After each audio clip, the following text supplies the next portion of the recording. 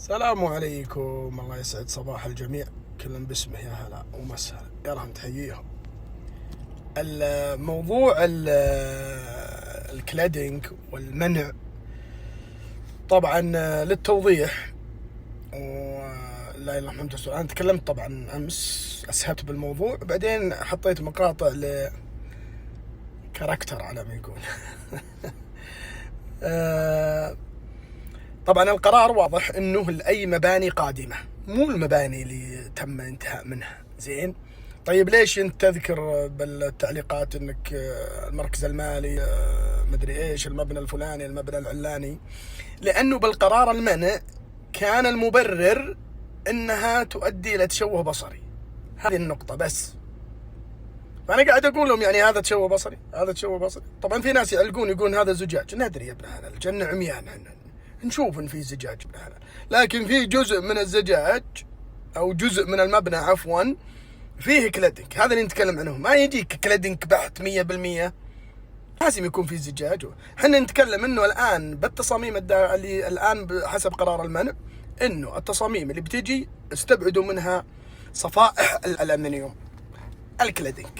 طيب في صفائح ثانيه غير الكلادينج، مثلا في صفائح ستيل، في قص الليزر، وفي هذه ما تستخدم. ليش؟ لانها ثقيله الوزن. ليش اختير الكلادينج او شرائح الالمنيوم، خلينا نسميها، ومنصوص بالقرار المنع ان شرائح الالمنيوم الكلادينج. زين، لانه عرف عند الناس كذا، لكن اي شريحه الالمنيوم مرفوضه. طيب ليش تستخدم دائما في المباني؟ لانها خفيفه الوزن، تقدر تركبها على بيت طين. يعني تخيل في بيت طين ما ودك تهده، تركب تغير واجهته بالكلادينج لانه خفيف جدا يتحمل. لكن لو حطيت حديد بيطيح، لو حطيت صفائح ستيل بيطيح، لو حطيت بيطيح، ما راح لازم يكون له تدعيم وشغله طويله عريضه، مره طويله عريضه يعني.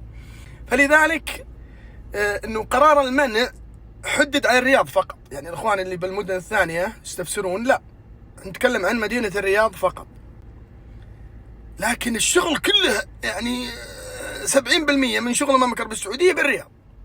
فيعني قرار زي هذا يؤثر بشكل كبير جدا على مثل ما ذكرنا الشركات والموردين والمختصين في هذا الجانب. يعني كان المفترض انه لا، تحدد الالوان مثل ما ذكرنا، وتحدد تصاميم معينة، وخاص بيطلع باذن الله بشكل جميل زي اللي احنا صورناه امس، الاشكال الجمالية الموجودة يعني.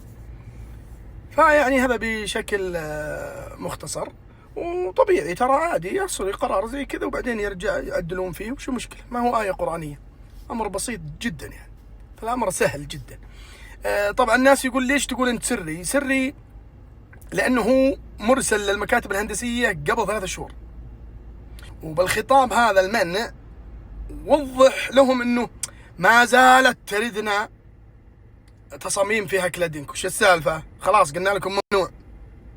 فيعني كأنه موضوع داخلي بس. طيب لازم يكون يعرفون أصحاب الموردين والشركات اللي تشتغل في هذا النشاط انه ترى الرياض مانعة، عشان يعرفون يرتبون اوراقهم ويعرفون يرتبون امورهم.